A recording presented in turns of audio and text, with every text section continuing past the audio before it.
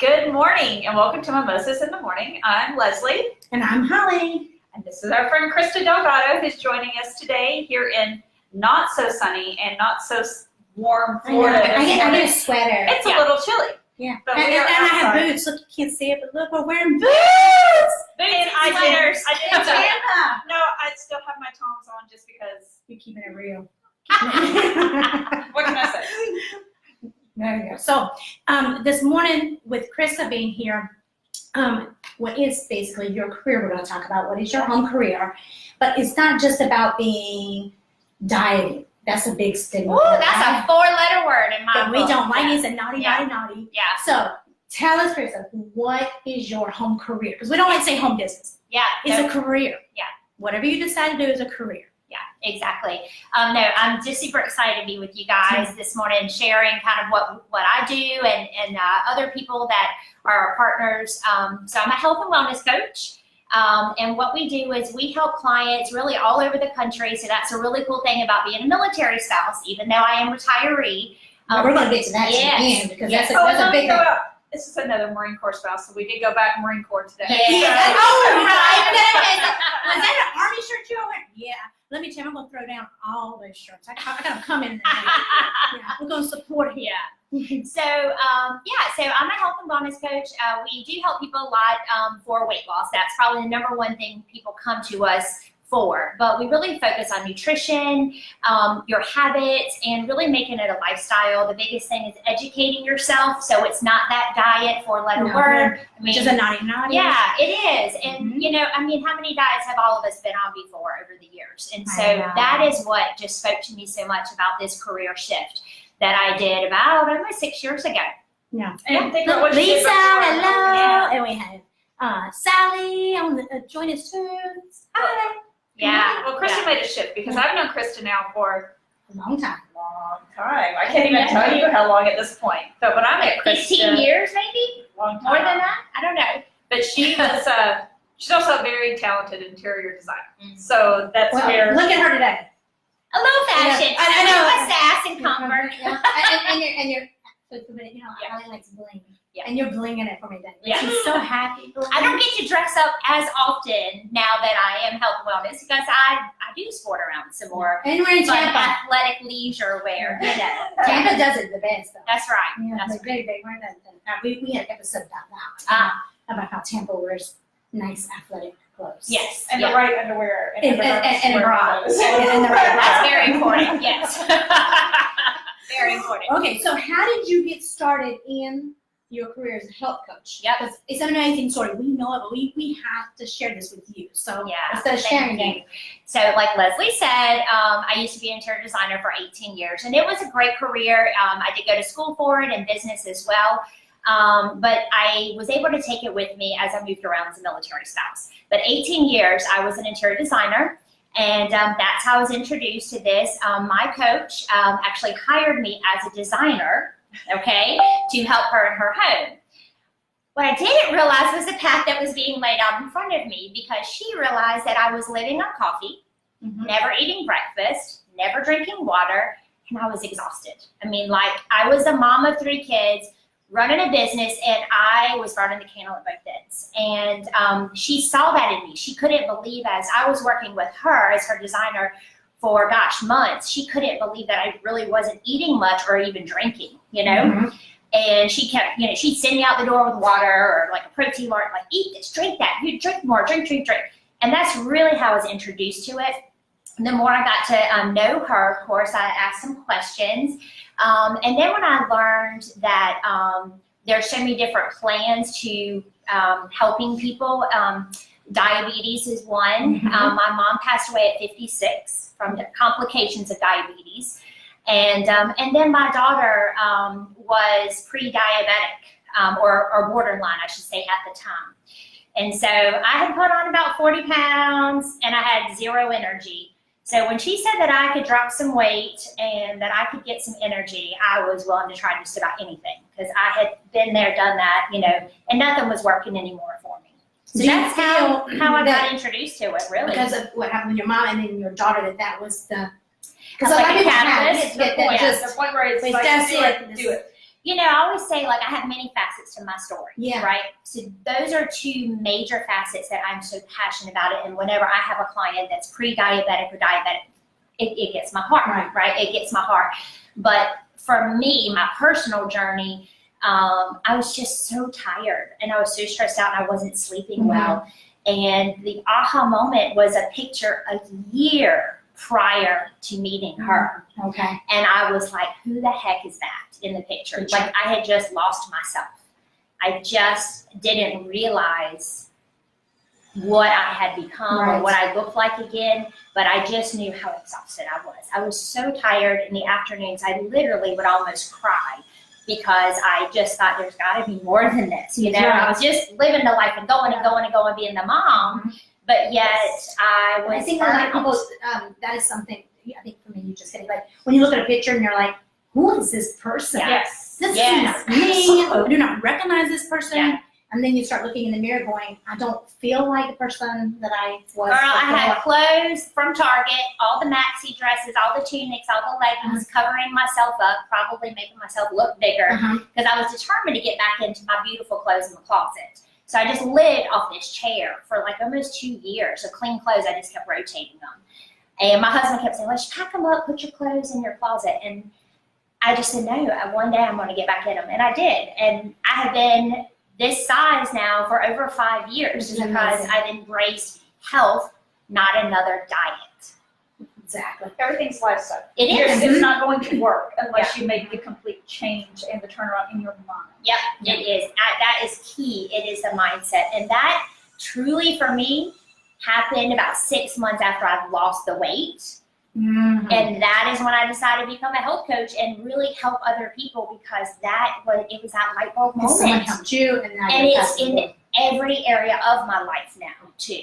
So here's the thing: February's coming up. Yes. Valentine's is coming up. Yes. What's the big thing? What are some tips, some healthy tips? Well, I have something for you. Okay. Uh-oh. Okay, so She's been working on this, so just watch out. Oh. So here's my thing. It's so good. You know, everybody loves chocolate, right? Of course. And chocolate makes you want to do what?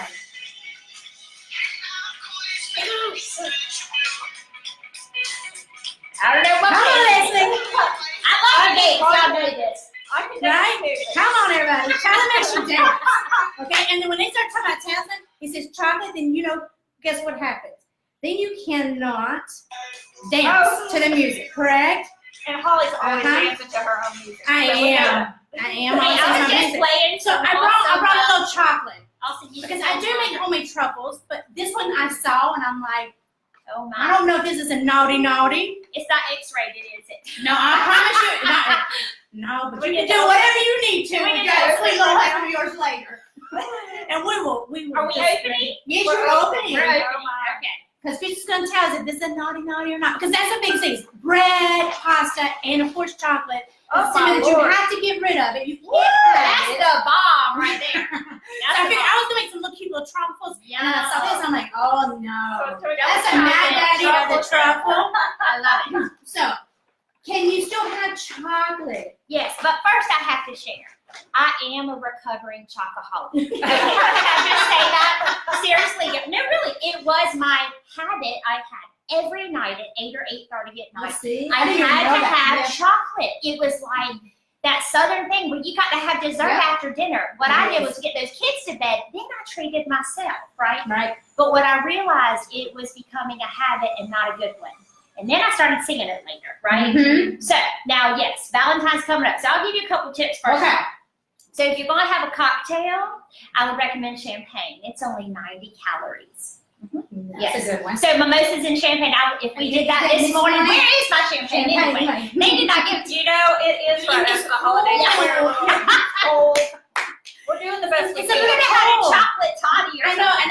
and I know we need to get with our beautiful little artist who does all of our stuff and get us some cute little coffee mugs. Yes. Since we are dealing with coldness. But I Cold. would say is, champagne, have that without the orange juice if you want to save some calories. Because really, it's the sugar in the juice that is causing, your blood sugars or insulin to kind of spike up. So champagne would be my choice. So my she's cocktail telling us that we choice. could just drink champagne on this Well, show. that's right. And never have to do oranges. Can I come back and we do that? Yeah, Of just course. champagne. So one question about that too. So they have a lot of let's just say, I like to drink beer.